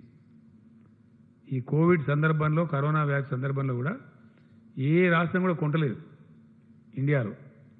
Telangana రైతాంగం మీద మాకున్న ప్రత్యేక శ్రద్ధ, ప్రేమ కనబరచాలి, వాళ్ళని బాగు తీసుకురావాలి, ఖచ్చితంగా బాగు చేయాలి.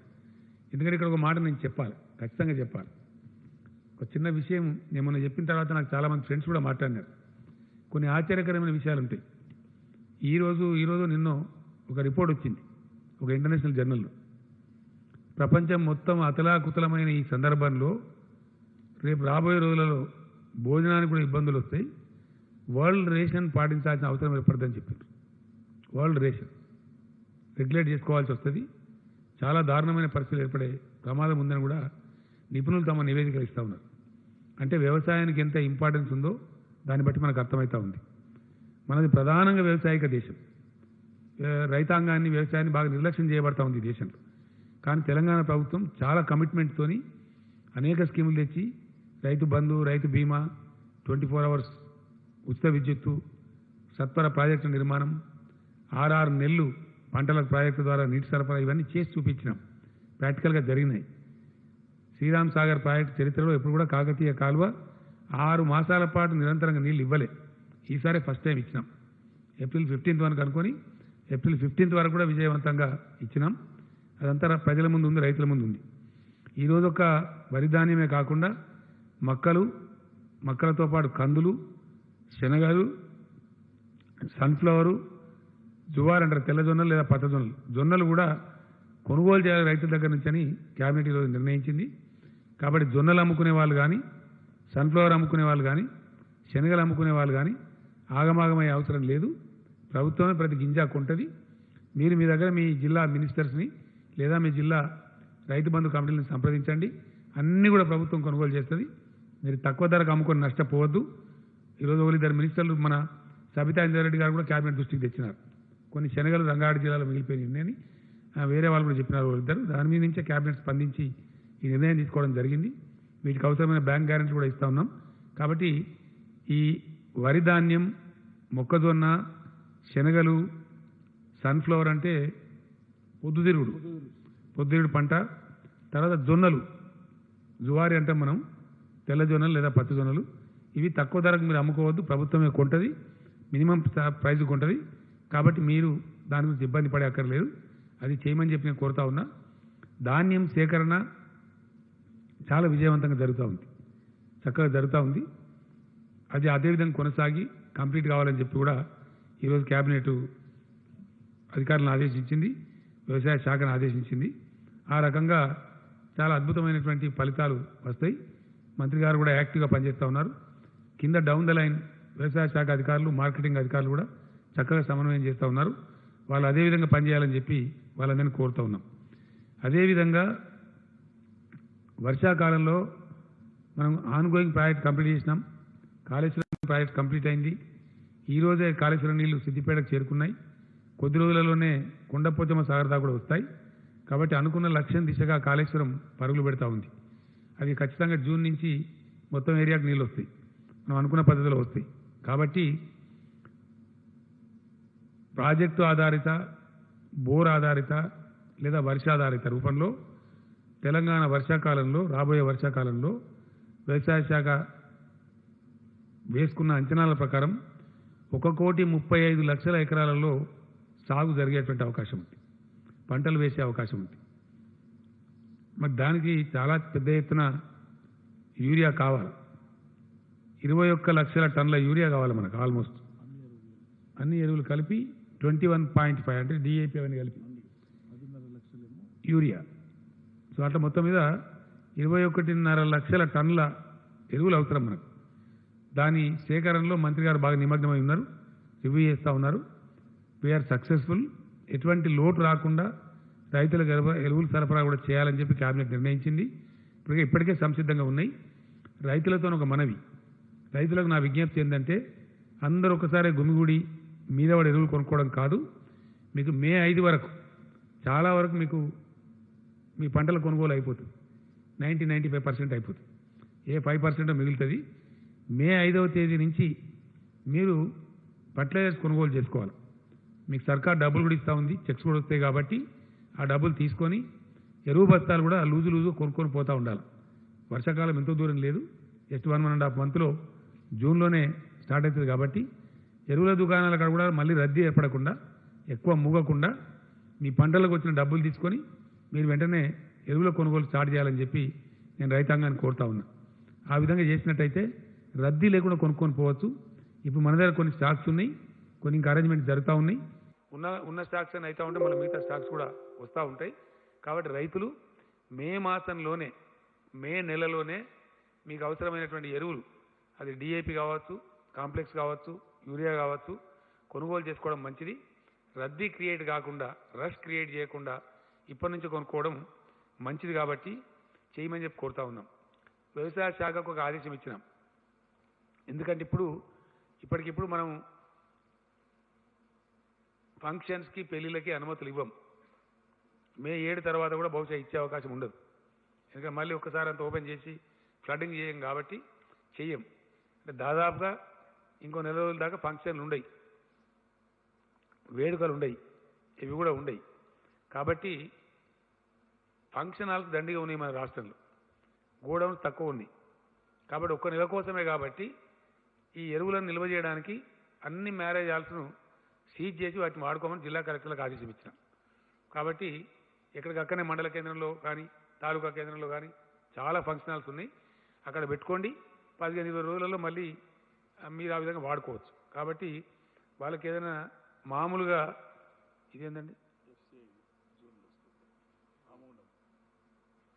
వచ్చే అవకాశం ఉంది, చెప్తాను.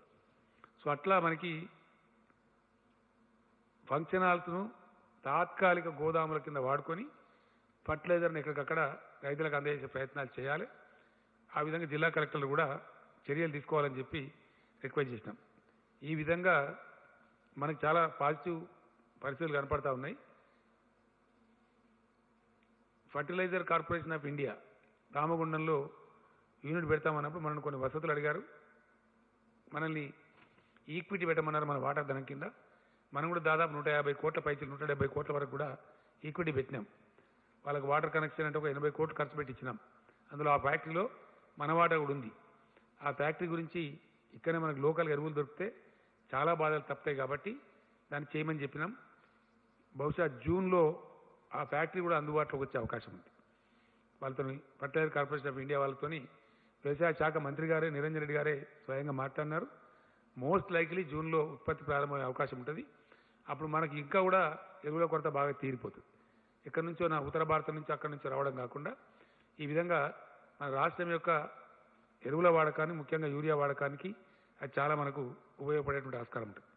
ఇట్లా రాష్ట్రాన్ని కాపాడుకుంటూ అన్ని రంగాలను కూడా కాపాడుకుంటూ అన్ని రకాల ప్రజలను కాపాడుకుంటూ ముందుకు పోవాల్సిన అవసరం దృష్ట్యా ఇది మనం ఈ రకమైనటువంటి నిర్ణయాలు తీసుకున్నాం, ముందుకు పోతూ ఉన్నాం.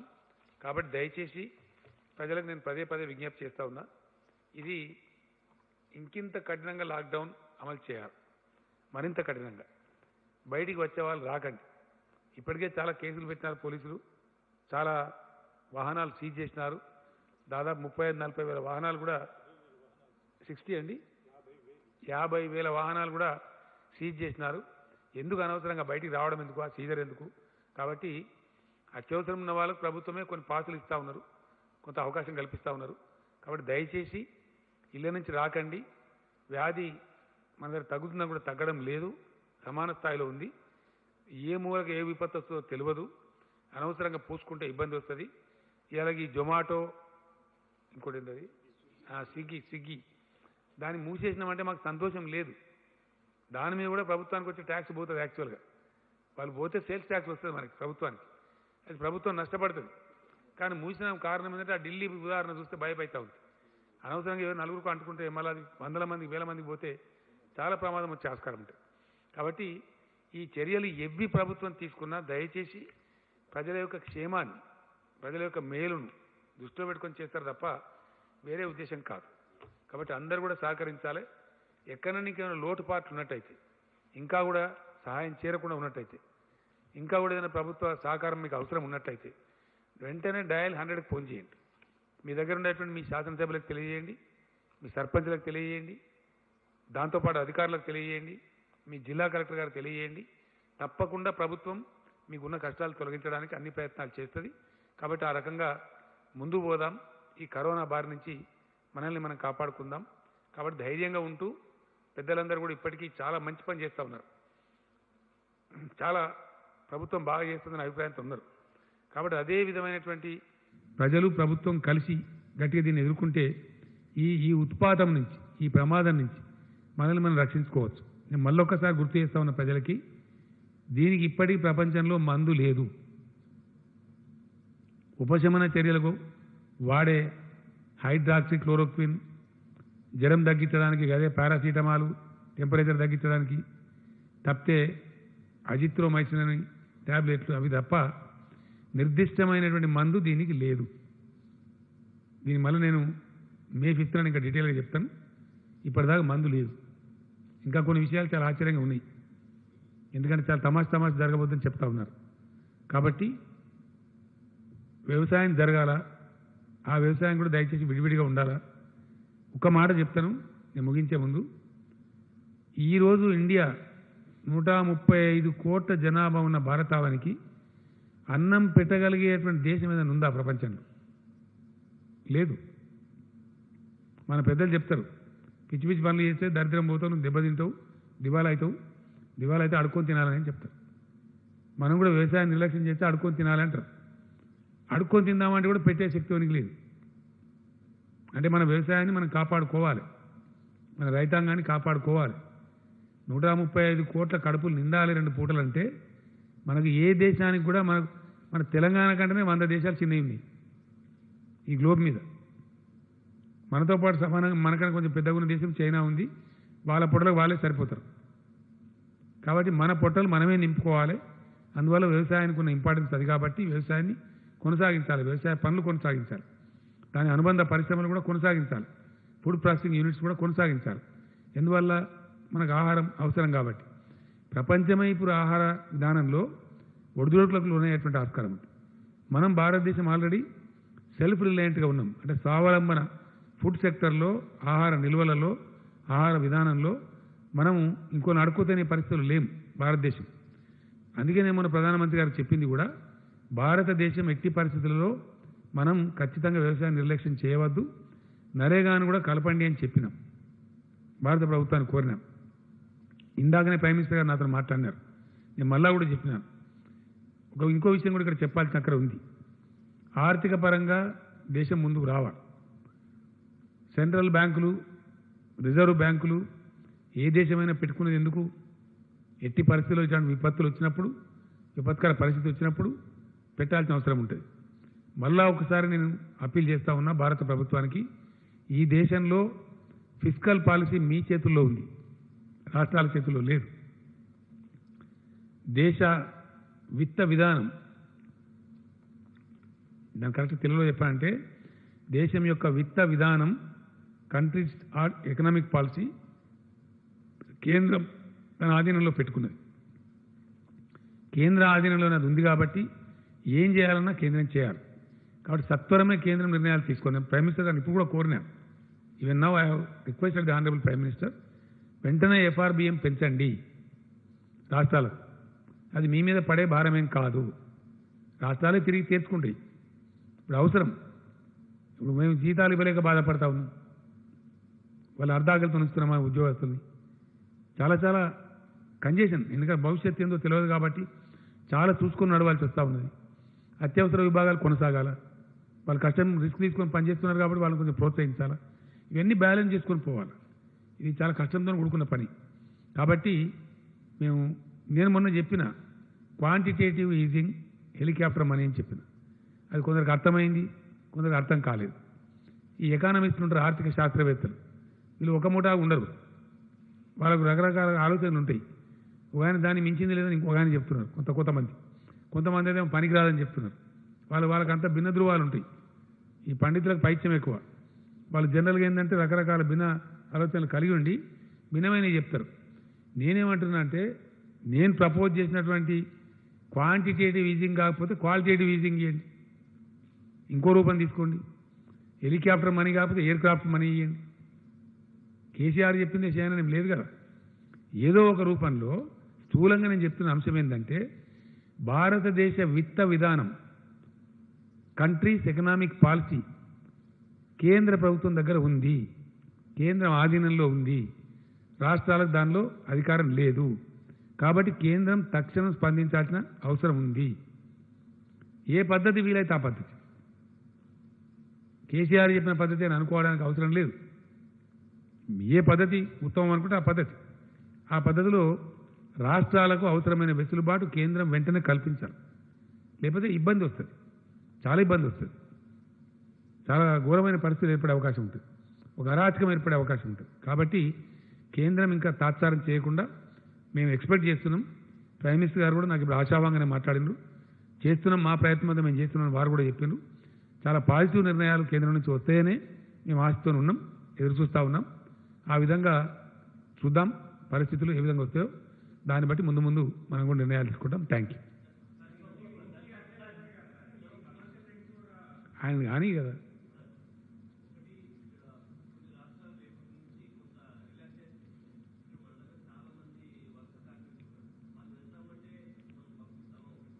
పంపించేది లేదండి. నో, ఇంటర్నేషనల్ లేదండి. ఓన్లీ డొమెస్టిక్ అంటున్నారు. 4th నుంచి ఇంటర్నేషనల్ లేదు. టికెట్ కూడా ఇప్పుడు బుక్ చేసుకోమని విమానయాన సంస్థలు చెప్తున్నది డొమెస్టిక్ వాటికి మాత్రమే. అది May 4th నుంచి అని చెప్తున్నారు. మా దగ్గర May 4th కూడా మేము అనుమతించాం ఎట్టి పరిస్థితులలో. ఓన్లీ ఆఫ్టర్ May 7th, అది May 5th తర్వాత. విమాన ప్రయాణికులకు మేము మనవి చేస్తూ ఉన్నాం, హైదరాబాద్ రాకండి, కష్టాలు కొని తెచ్చుకోకండి. You can come, but you can only come after May 7th, after relaxation by the state government. మాకు ఏ ఒపీనియన్ లేదు, మా ఒపీనియన్ మాకుంది. మేము మా ఒపీనియన్ చెప్పాల్సిన అవసరాలు లేవు, కాంట్రవర్సీలు మేము పోవాల్సిన అవసరం లేదు. కేంద్రం తన నిర్ణయం తను తీసుకున్నది, మేము మా నిర్ణయాలు మేము తీసుకున్నాం. నో సారీ, ఇది ఇంటి అద్దెలకు మాత్రమే.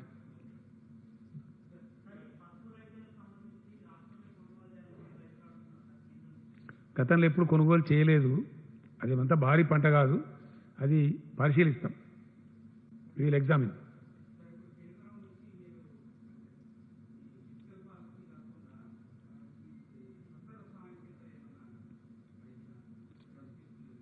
నేను ఏమంటున్నా అంటే అది కేంద్రమే ఆఫర్ చేయాలా? వాళ్ళు ఏం చేసిందంటే నేరుగా ముందు ఒక 1,70,000 crores ప్యాకేజ్ ప్రకటించి ఇచ్చినారు. ఏ రకరకాల పద్ధతిలో ఇచ్చినారు. జన్ధన్ ఖాతా ఉన్న ఒక 500 రూపీస్ వేయటం, బియ్యం ఇవ్వటం, ఇట్లాంటి కొన్ని కార్యక్రమాలు చేసినారు. ప్రధానమంత్రి గారు స్వయంగా చెప్పినారు, పథకాలు కలిపి ఇవ్వండి, ఇందులో పోటీ అవసరం లేదు, డబ్బు దుబారా వద్దు, ఎంత అవసరమో అంత ఇవ్వండి అని చెప్పినారు. మొత్తానికి జరుగుతూ ఉంది.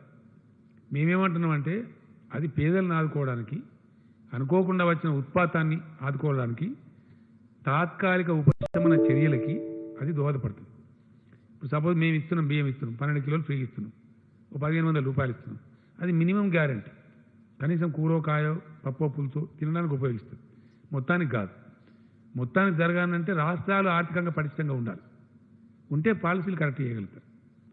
సపోజ్ మేము అడిగింది ఏంటంటే, ఫర్ ఎగ్జాంపుల్ మేము ధాన్యం కొంటున్నప్పుడు రైతు దగ్గర నుంచి దాన్ని మేము మొత్తం ఇవ్వలేము, వరి ధాన్యం మేరకు ఎఫ్సీఐకి ఇస్తే ఎఫ్సీఐ వాళ్ళు ధాన్యం తీసుకోరు, బియ్యం తీసుకుంటారు మన దగ్గర.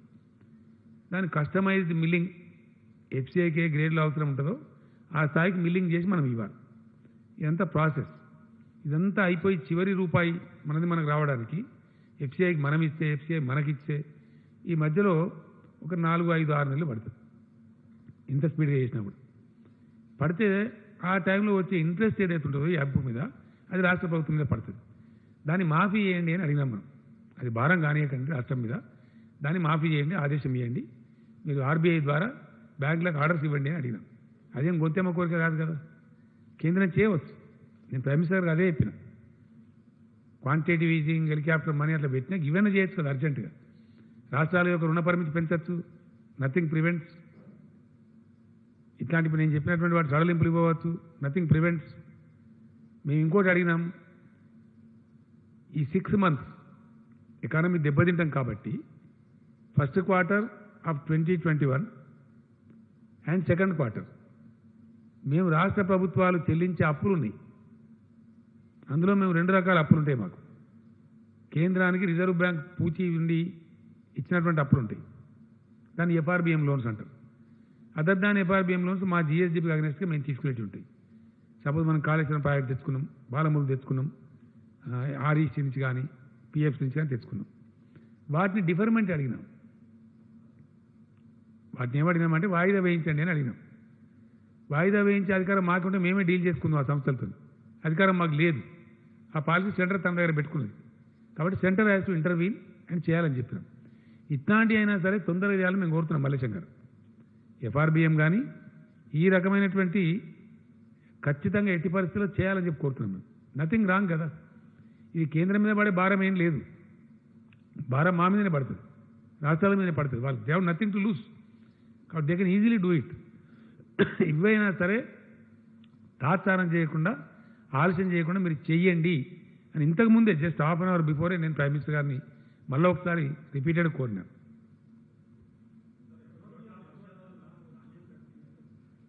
అన్నీ కొంటామండి, దానికి ఏం సిల్లి, అది ఎంత పెద్ద 1 కోటి టన్నులు కొనేటప్పుడు అది ఏముంటుందండి అని అయితే అనుభూతి పెద్ద. ఒకరోజు ఆరబెట్టి మళ్ళీ కొనేస్తారండి పెద్ద. నాకు తెలిసి లిమిటెడ్గా నడుస్తున్నట్టున్నాయి, దానిలో చూడలేదు, దాన్ని పరిశీలన చేయాలి, నాకు ఐడియా లేదు. చేయమండి, అవసరం లేదు. ఎందుకంటే ఇష్టమైన అడగోలుగా చేస్తే నేను మొన్న కూడా చెప్పినా మళ్ళీ కూడా చెప్తున్నా, టెస్టులకు సంబంధించి ఆల్ ఇండియా యావరేజ్ కంటే మనం చాలా హెడ్ ఉన్నాం.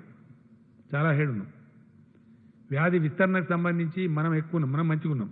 అవన్నీ ఇచ్చిన మీకు వివరాలు మీ పేపర్లో ఉన్నాయి. ఆ క్వశ్చన్లు రావద్దని మీకు పేపర్లు ఇచ్చినాం మేము. డెత్ రేట్లో కూడా మనం చాలా మెరుగ్గా ఉన్నాం. కాబట్టి ఏది పడితే అది అడగోలుగా చేసి ప్రైవేట్కి ఇచ్చి ఇటు ఇచ్చి కొంతమంది కొన్ని అభిప్రాయాలు ఉన్నాయి. కాబట్టి మేము మా కంట్రోల్లోనే ఉంచుకోవాల్సింది. ఇది ప్రత్యేకమైన పరిస్థితి. ఎందుకు మేము గచ్చిబౌలి అర్జెంటుగా 1500 హాస్పిటల్ ఎందుకు తయారు చేసినాం? మాకైతే చాలా నియంత్రణ ఉంటుంది, కంట్రోల్ ఉంటుంది. ఒక్క చేమికెళ్ళి పన్నెడవాళ్ళు అంటారు చూడండి మన ఊళ్ళల్లో. అప్పుడు ఏమైందంటే తెలుస్తుంది మనకి ఏం జరుగుతుంది, స్టేటస్ ఏంది, కరెక్ట్ ఏంది, మంచి ఏంది, చెడ్డ ఏంది, కంట్రోల్ ఉంటుంది. మా శక్తి మించినప్పుడు తప్పకుండా ప్రైవేట్ ఇన్వాల్వ్ చేస్తాం. ఇలా 1500 పర్ డే టెస్టింగ్ కెపాసిటీ ఉంది మనకి. ఇనిషియల్గా ఉన్నట్టు లేము. కాబట్టి ఖచ్చితంగా గవర్నమెంట్లోనే టెస్టులు జరుగుతాయి, గవర్నమెంట్లోనే జరుగుతుంది. అత్యవసరం అయితే తప్ప అటువంటిది అవసరం లేదు మనకి ప్రస్తుతానికి. అవసరమైనప్పుడు తప్పకుండా ఆలోచన చేస్తాం. ఒక్కరండి.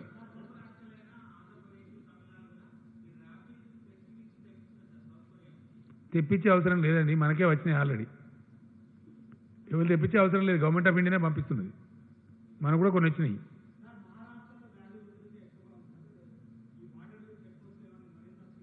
చేసినాం ఆల్రెడీ చేసినాం. మనకంటే ఎక్కువ ప్రజలే చేసినారు. వాళ్ళకి దండం పెట్టాలి. ఎందుకంటే అన్ని గ్రామాల ప్రజలు కూడా రోడ్లను తవ్వేసిందండి, మాకు రావద్దని చెప్పి. ఇంకా తమాషా ఏంటంటే హైదరాబాద్ నుంచి పోతే ఊళ్ళో కూడా ఊరు వ్యక్తులను కూడా రాణిస్తలేరు. మీకు కూడా తెలిసి ఉంటాయి కొన్ని ఉదంతాలు. అంత కఠినంగా ఉన్నాయి గ్రామాలు. బాగా నియంత్రణ పాటిస్తున్నారు వాళ్ళు.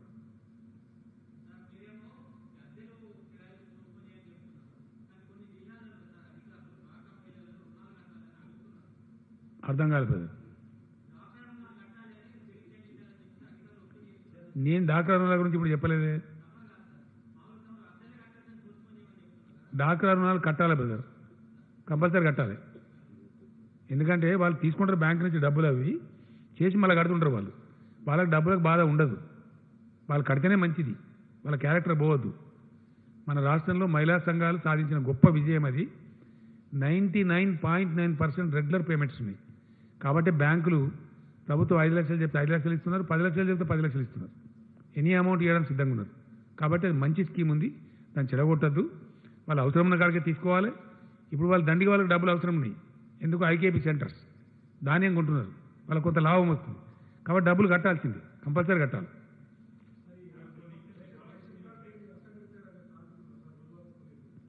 నేనేం చెప్తున్నా అంటే ఎవరన్నా ఇబ్బంది ఉంటే, మేమందరం ఆదుకుంటున్నాం, ఇబ్బంది ఉంటే ప్లీజ్ డయల్ 100.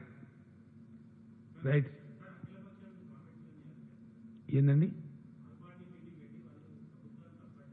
ఏ విషయంలో తప్పట్టిందండి? ఏ దానిలో? వాళ్ళు ప్రభుత్వానికి వచ్చినప్పుడు చాలా గొప్పగా చేయమని చెప్తామండి. గరీబ్ వాళ్ళు ఎందుకంటే అనవసరం వాళ్ళ గురించి. ఏం అర్థం పర్థం ఉండాలి కదా మాట్లాడడానికి. ఇప్పుడు మీకు ఇచ్చిన కాగితం ఉంది కదండి, దట్ ఇస్ అఫీషియల్ రికార్డ్. మీకు ఇచ్చిన కాగితం ఏదైతుందో that's official record. All India గురించి అయితే మేము తప్పు చెప్పలేం కదా, మేము చెప్తాం అనుకుంటారా? We're ahead of all India average. We're much better than so many states. ఈ గవర్నమెంట్ యొక్క పనితనానికి గది నిదర్శనం. ఎవరో ఆపోజిషన్ ఏం ఆపోజిషన్ ఉన్నారు.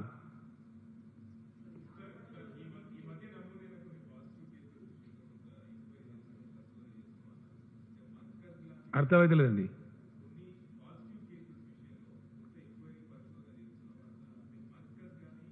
ఏం పరిశోధన లేదు.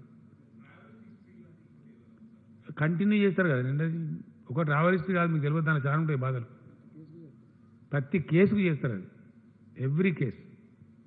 ఏడ తిన్నాడు, ఎవరింటికి పోయిండు, ఏం తిన్నాడు, హోటల్లో తిన్నాడా, ఏ గ్లాసులో మంచినీళ్ళు దాన్ని కూడా చూస్తారు. అది ఇంకొంత తర్వాత మనకు అంటుకుంటారు కదా. చాలా స్ట్రిక్ట్ మెజర్స్ ఉంటాయి, అవి చాలా కఠినంగా చేస్తారు. దానిలో అనుమానమే అవసరం లేదు దయచేసి. ఎవరన్నా కానివ్వండి, అనుమానితులు ఉంటే ఖచ్చితంగా చేస్తారు. పాజిటివ్ వచ్చిన కేసులను అయితే వదలరు. కంపల్సరీ వాళ్ళ సరౌండింగ్స్, వాళ్ళ కథ, కంటైన్మెంట్లో చాలా స్ట్రిక్ట్గా ఉంటారు. నేను ఎందుకు చెప్తున్నాను దయచేసి మీరు అర్థం చేసుకోవాల్సి ఇక్కడ ఏంటంటే పాయింట్, వ్యాధి ఇక్కడ ఉన్నది ఏం తెలుసున్నానండి. సింపుల్ ఇష్యూ, చాలా సింపుల్. మనం సింప్లిఫై చేద్దాం. మీరు మంచి క్వశ్చన్ అడిగింది, నేను మంచి జవాబు చెప్తాను. ఇక ప్రజలకు పోతుంది, ప్రజలకు పోవాలి నేను కోరుకుంటున్నాను. బోరు కొట్టినా సరే నేను మళ్ళీ రిపీట్ చేస్తాను. ప్రపంచంలో ఇప్పటికీ దీనికి సరి అయిన మందు లేదు. ఇది గ్యారెంటీ. వ్యాక్సిన్ కానీ అంత ఈజీగా తయారు కాదు, అది టైం టేకింగ్, అంత సులభం కాదు. అయితే మనం అరికట్టగలిగేది ఏంది? కేంద్రం కానీ రాష్ట్రం కానీ ఇంకోరు కానీ ఏంది అంటే వ్యాధి ఉధృతిని ఒకటేసారి వేల లక్షల మందికి సోకకుండా, ఒకటేసారి వేల లక్షల మరణాలు సంభవించకుండా అరికట్టగలుగుతాం. ఆ అరికట్టడానికి మన దగ్గర భారతదేశంలో ఉండే ఒకటే ఒక ఆయుధం లాక్డౌన్. ఒకటే ఆయుధం, మనకి ఇంకా ఆయుధం లేదు.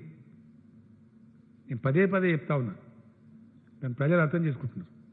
ఇంకా వేరే మార్గం, వేరే గత్యంతరం లేదు. వైద్య విధానంలో ఇప్పటి వరకు ఉన్న ఉపశమన చర్యలే తప్ప వ్యాధి నిర్మూలన కోసం వాడే మందులు లేవు. అంటే వ్యాధి మనకు అంటుకోకుండా మనం కాపాడుకోవాలి అంతే. ఇక నేను స్వీయ నియంత్రణ, స్వీయ అంటే వ్యక్తిగత నియంత్రణ. ఏ వ్యక్తికి ఆ వ్యక్తి నేను కరోనా గురి కావద్దు అని మనసులో అనుకుంటే అయిపోయాయి. ఈచ్ పర్సన్, ఏ కుటుంబానికి ఆ కుటుంబం, ఏ ఊరికి ఆ ఊరు, ఏ బస్తికి ఆ బస్తి.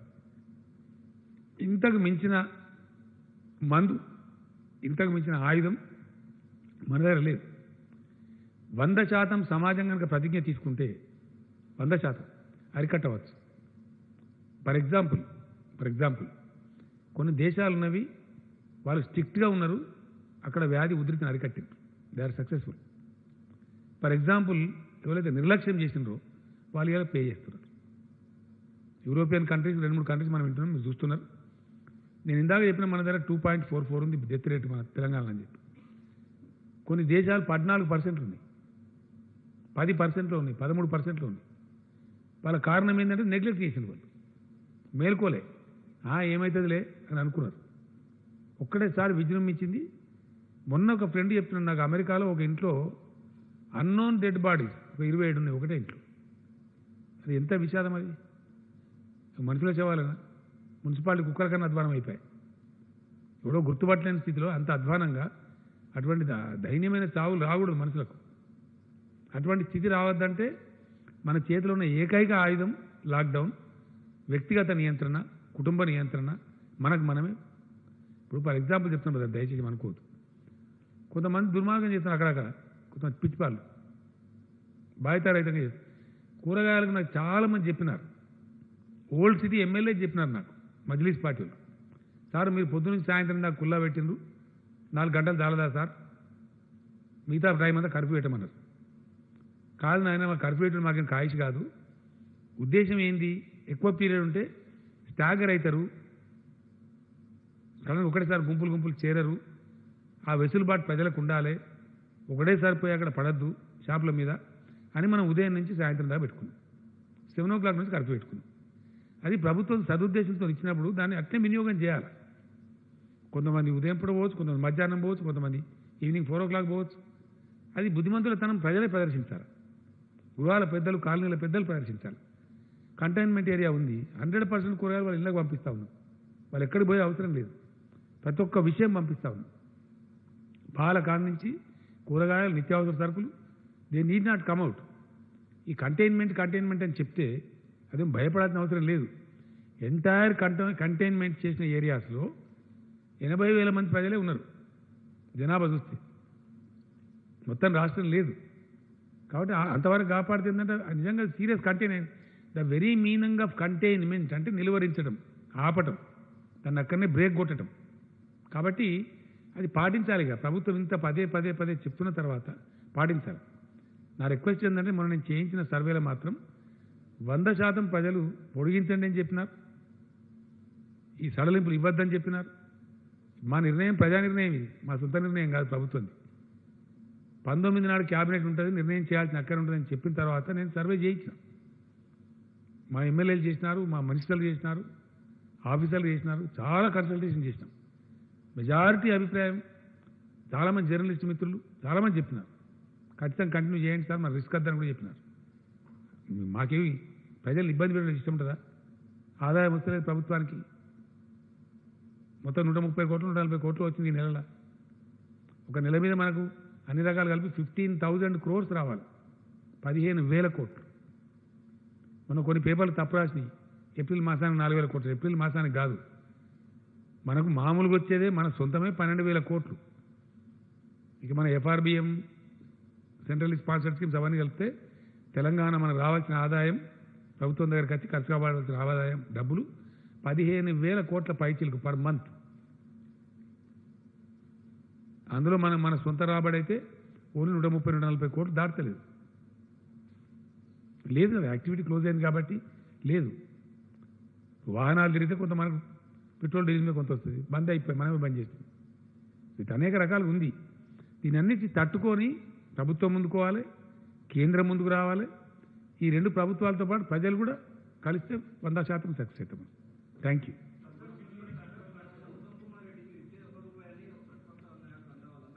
ఈ గాల గురించి నేను మాట్లాడదలుచుకోలేదండి. నేనేమంటే మేము మాట్లాడదలుచుకోలేదండి కదా, నో కామెంట్స్. క్यों काय क्या वास्ते అదేం లేదు బ్రదర్, అన్ని అంతరా control. Old city new city ఏం తేడా లేదు, అంతరా కంట్రోల్నే ఉంది.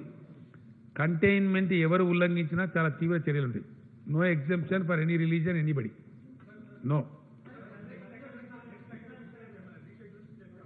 లేదండి, ఏం ఆలోచించలేదు. Only May 5th we will take a call on May 5th. May 5th నాటికి ఉండే పరిస్థితులను బట్టి నిర్ణయం చేద్దాం. Thank you.